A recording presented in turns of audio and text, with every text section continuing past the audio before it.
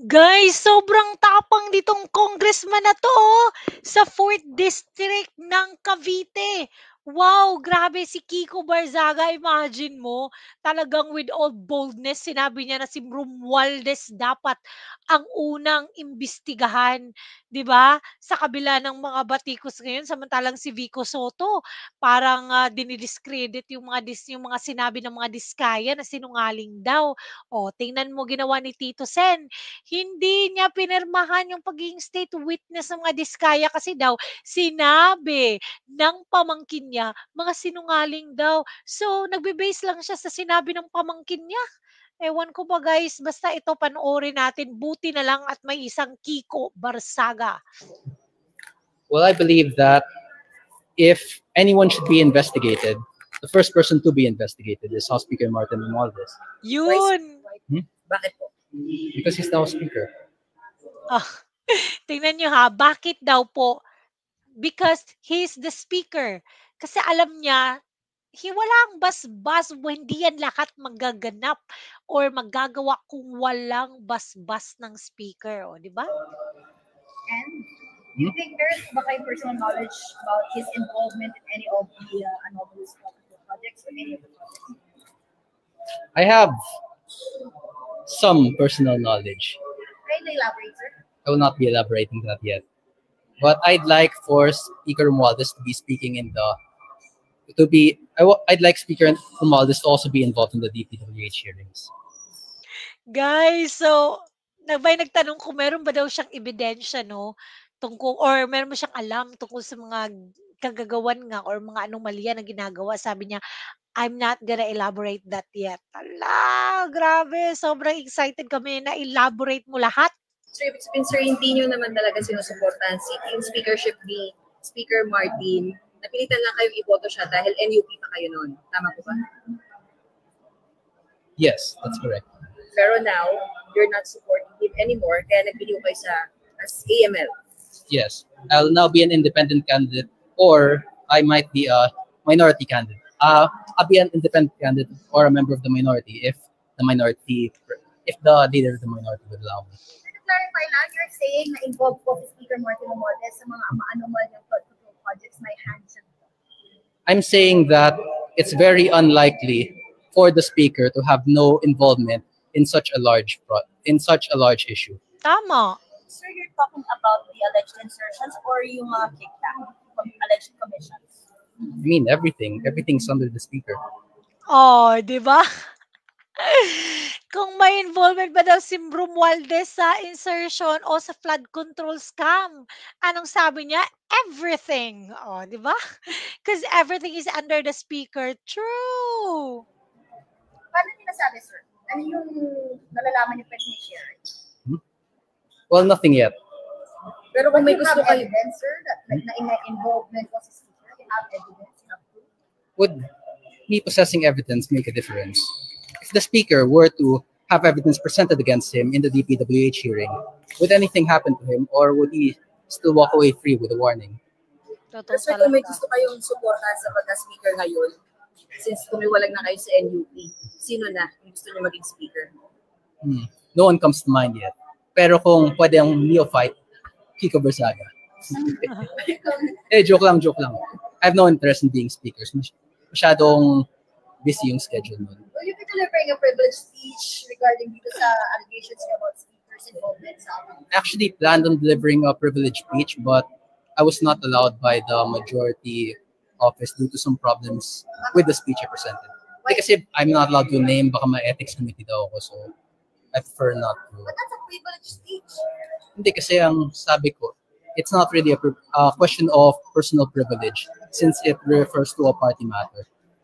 So, parang ang ginawa ko na lang is I just posted it online so that everyone, especially my party mates in my district would know what has transpired. Yes. But my district is still 100% NUP. The vice mayor, the councilors, and the mayor is still NUP. That's what's holding you back. That's what's holding you back. Well, we might not know. Sir, sa House Infracom, mag-volunteer ba kayo makapagsalita? House Infracom, since related sa flood control, sabi No, because like, see, this is what's going to happen. No matter what form of evidence we show to the public, there's gonna be no results. Tingnan mo, totoo talaga. It will be the same no matter what. That's the sort of justice system we have in our country. How do you say so, sir, bakit di nyo i-try? Malay mo kayo mag-start. Well, do you believe that I should be trying that? Then I'll take that consideration. But right now, I don't believe that justice can be found within the DPWH hearings. And I don't think that any of the big players or the big beneficiaries of any alleged, of any stolen funds will be facing justice. Sir, are you coordinating with Congressman Toby Chanco regarding the anomaly sa budget insertions? No, I don't really know Toby Chanco. I don't really know Toby Chanco that much. Sino sir mga nakakausap mo? Random lang. Kung sino lang yung mga mahilig sa pusa. Wala naman kumausap sa inyo, sir, Mahilig sa pusa. from this Well, I only heard about it last night that I apparently was plotting to replace the speaker, but I had no involvement in that. Everything that I've done until last night was for the benefit of my party. Oh, 'di ba? Ginawan siya ng storya na nangangalap daw siya ng perma ng mga congressman para palitan yung House Speaker. Oh, 'di ba? Nabalitaan niya lang daw 'yan kagabi. For kanino daw ba yung speaker? For kanino? No, For sino daw yung narinig mo? someone within my party stated that I was collecting signatures to remove the speaker. I-replace him kanino? Sino? Diba? Galing-galing talaga nila gumawa ng storya, no?